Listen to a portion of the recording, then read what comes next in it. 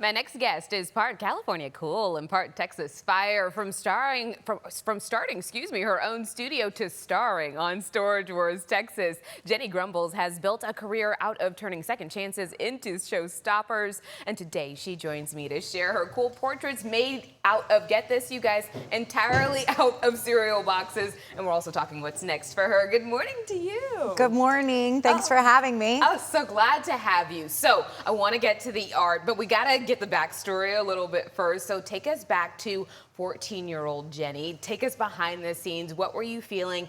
And you were painting at the time. So tell me, when did it start to feel like, okay, this is more than a hobby? Just in school, teachers, family, friends encouraging me, saying, oh, you're good at this, you know, so I kept going. Oh my goodness. Okay, so you've got a degree from SMU, you're a local gal, and you've got guidance from Ann Irwin and a powerful sobriety journey. And so tell me how that kind of shaped you into starting your own studio. I think that helped me be a risk taker. And as artists, we have to kind of take risks. I mean, if I'm gonna cut up a bunch of cereal boxes and spend all this time trying to create something and see if it works at all, you know, I had to learn how to take a risk. Yes, but I mean, the risk paid off. I mean, my goodness. So tell me, because your cereal series turns childhood breakfast boxes into pop culture portraits. We see our guy right here who used to wear a Mavs jersey and he now wears a Lakers jersey. I mean, tell me where the inspiration comes from. Where do you pull from? What do you know? Or are you cutting up cereal boxes first and then letting it lead you into the idea? No, I start with the portrait subject. These two guys were just someone I am a huge fan of. I love music, love sports, and I'm a big fan of Kendrick Lamar and Luca. So that's why I chose these two subjects. They're really great people. I don't know them personally, but. What was that like aha moment of like, oh my gosh, I can actually make portraits out of cereal boxes? I don't think there was actually an aha moment.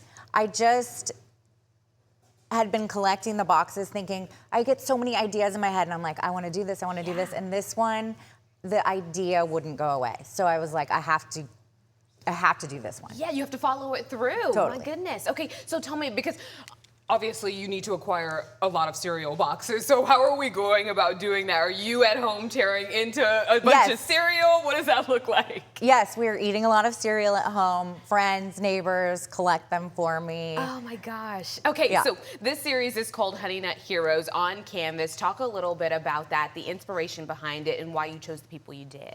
So, well, like I was saying, heroes of mine. If it's not a commission piece, so I'm gonna choose someone that's important to you. That's really important to me, yes. And with this Luca one, I actually made him originally in this Mavericks jersey. Okay, I was wondering, because I was like, the Mavs jersey is already made.